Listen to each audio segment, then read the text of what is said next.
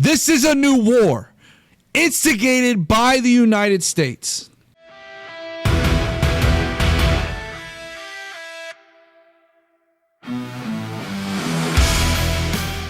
Let's talk about Venezuela. Venezuela, Donald Trump ended up striking a boat in Venezuela. Now, let's rewind just a little bit here. There's been a bounty that Donald Trump put on Maduro. He essentially said, we want a $15 million reward for the capture of Maduro. There's been super big tensions between the Trump administration and Maduro, and this has now escalated to this, what happened over last week.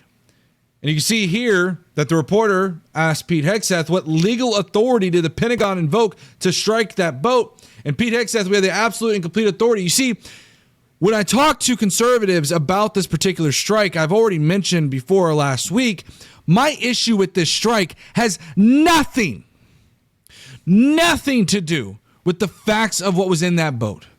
Because the reality is it does not matter what was in that boat. The fact is that you were only to be doing defensive maneuvers in international waters. And here is why. Because I do care about American interests abroad.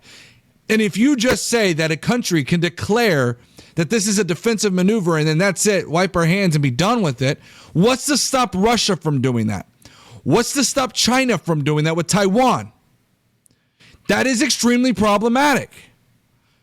And so this question of legal authority is vitally, vitally, vitally important. Now, the facts matter here too. Don't get it twisted. We don't quite know what was in that boat. We don't even know if it was, which we can say that, look, it may look like it, but what kind of drug was in that boat? Right?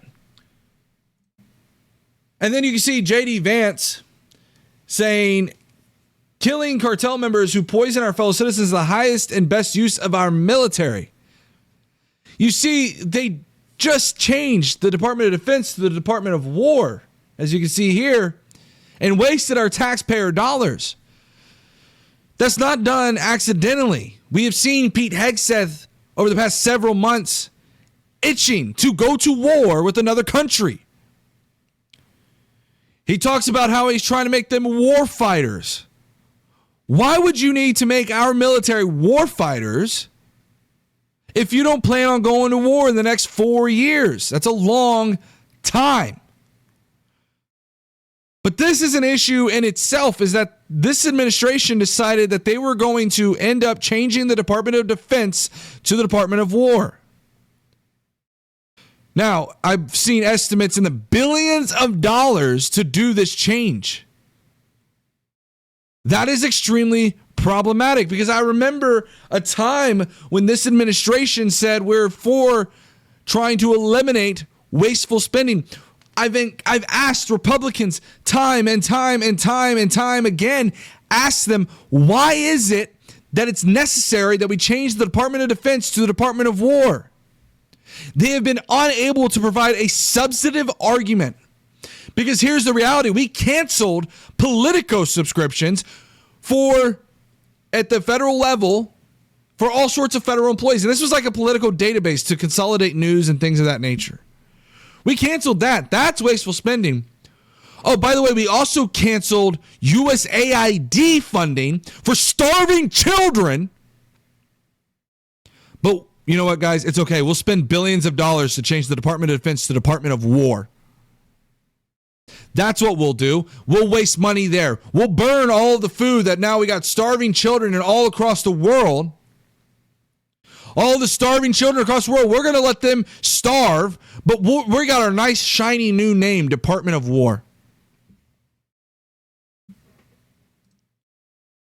And if you don't believe me that this is some kind of machismo thing, is what I do believe this has something to do with, look no further than this. Pete Hegseth eagerly going and putting up a video of them changing the plaque on his wall to the Secretary of War. This is what happens when you get a bunch of egos into one room. They're eager to try to prove how machismo they are. Look at the videos that we've seen of Pete Hegseth out there alongside RFK Jr. They're desperate to try to show everybody how strong and mighty they are. And then we have J.D. Vance going on and doing an interview saying, it would not have shocked me if I had learned Donald Trump was in the Marine Corps. Of course, he didn't serve in the Marines, but he has a Marine Corps style of leadership. And as Republicans Against Trump says, fun fact, Donald Trump dodged the draft 5 times. Dodged the draft. And the leadership he has is extremely lazy. I would argue he had more leadership in his first administration than he does this administration. He'd rather not be worried and bothered because he wants to be out golfing. He doesn't want to be in the Oval Office handling these issues. Then we find out things like this. Now, this is from Trump's first administration. But allegedly, Trump sent in SEAL Team 6 into North Korea to plant a listening device. But get this, a civilian fishing boat got too close, so the SEALs slaughtered everyone on board, sank the bodies, and aborted the mission. Congress was never told. Now, this is, again, allegedly, because this is coming from the New York Times and coming from officials within the White House. This is highly classified, I'm sure. But it begs questions. Again, Donald Trump showing how much he wants to avoid accountability with Congress. So Trump naturally was asked yesterday, are you considering attacking the cartels inside of Venezuela? And Trump said, you're going to find out. This is the same kind of rhetoric and fogginess that he would provide before we attacked Iran. I want people to remember that. Okay? Donald Trump used this exact same rhetoric before the attacks on Iran. And if you don't believe me, here is Pete Hegseth just this morning, meeting with troops in Puerto Rico. You might be wondering, what's going on in Puerto Rico? Well, you can see here all of the different kinds of aircrafts, Navy vessels. You can see 10 F-35 Joint Strike Fighters deployed to Puerto Rico. You could see this amassing of our military at Venezuela's coastline. We also saw where just last week, the Marines were doing practice drills for beach landings. And then here is a video of, I want you to listen to this message from Pete Hegseth. And I want you to pay close attention to what's about to be said because it's utterly important that you listen to what's being said and what's not being said, explicitly said. Listen to this. Hold on one second.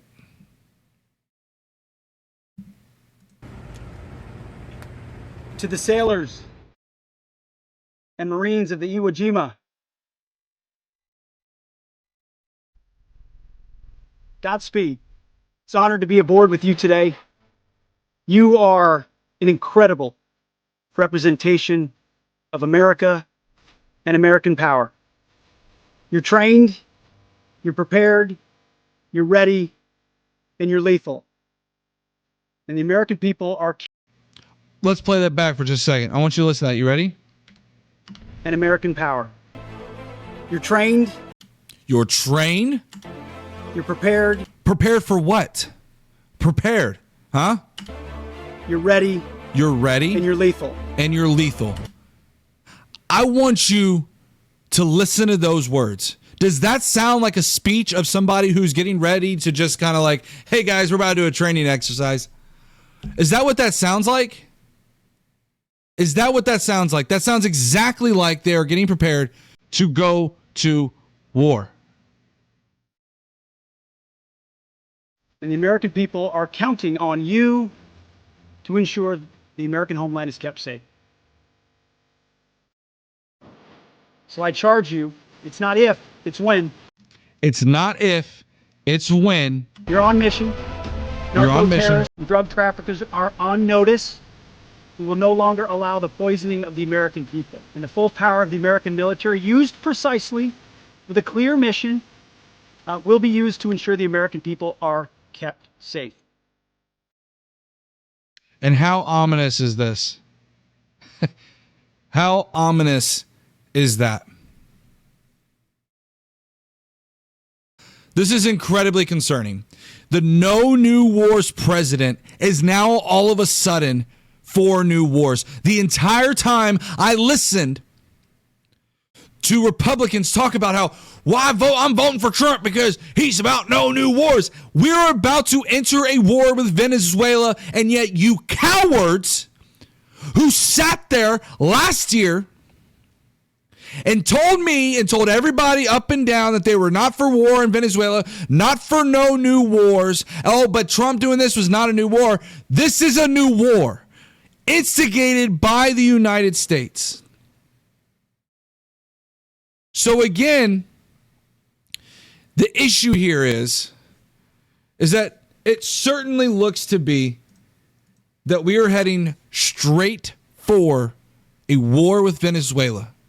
And every single Republican, whether it's a Congress member, whether it's any of you guys in chat, who sat there and said that we are not going to go to war under Trump, we're about a peacetime president, you're about to be proven wrong again, because it is certainly looking like war is on the horizon.